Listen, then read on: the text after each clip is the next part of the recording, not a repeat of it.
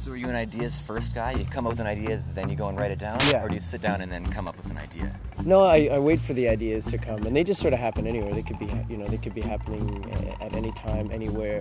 And then it's more about keeping track of them, cataloging them in some way, knowing that you're going to come back to them, and then work them out to a fuller extent later on. So I just kind of have sometimes hundreds of ideas, but those ideas can be, a snippet. It could be a couple of words. It could be a little guitar riff or something on a piano, but they're far from being full songs. So the act of songwriting happens when you try to go back and make sense of all that in some way. Can you walk me through the writing process a little bit? You wrote this one in your basement, right? Yeah, I mean, you write a song wherever. Yeah, I also wrote songs walking down the street or sitting at a table drinking coffee. It happens where it happens. A lot of the nuts and bolts work happened in the basement this time because couldn't really stray far from home, and that was actually great, because I got to just stay engaged in my life at home and still manage to produce something. Sometimes that doesn't always work for me. Sometimes I have to go somewhere else, or I'm just too distracted, or I'm not. I don't know. The ideas aren't coming, and so if the ideas come and you're at home, then that's great.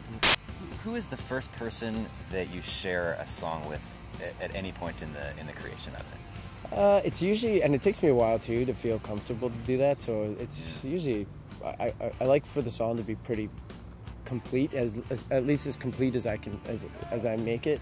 It's always my wife first, and she's there with me every day, and then I bring it to the guys, and I sit there nervously tapping my arms, trying not to. I wait for their response, and hopefully it's a good one and something that, then it's going to start generating more and more ideas. And so tell me about the 5 seconds prior to the first person hearing it. What's going on in your head at that point? Yeah, it's weird how after all this time you're still really nervous about people's reaction. And I think because it's so personal. It's just, you're wearing your heart on your sleeve.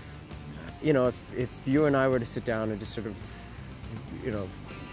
get straight into a heart-to-heart that digs right at the core of who you are, it's not an easy thing to sort of dredge that out. So yeah, there's always this feeling that you're sort of really putting yourself out there, and that somebody else is going to not necessarily judge it, but just that they know what you feel is and then you feel good, as you usually do. It's a therapy in a way. And then what happens when you open it up to everybody else? I mean, it's a multi-staged process of uncomfortableness, really, and then it's like the band, and it's like they're the first line, and then once I've gotten through that, I guess I trust them so much as my friends and the people that I play music with, and have done so for so long, that I feel like if they like it, and they take pride in it and ownership over it, then it's like, all right, this is the front that we're presenting now, and everybody else can either like it or not like it, but this is what we're doing right now, and that's always our approach to making records.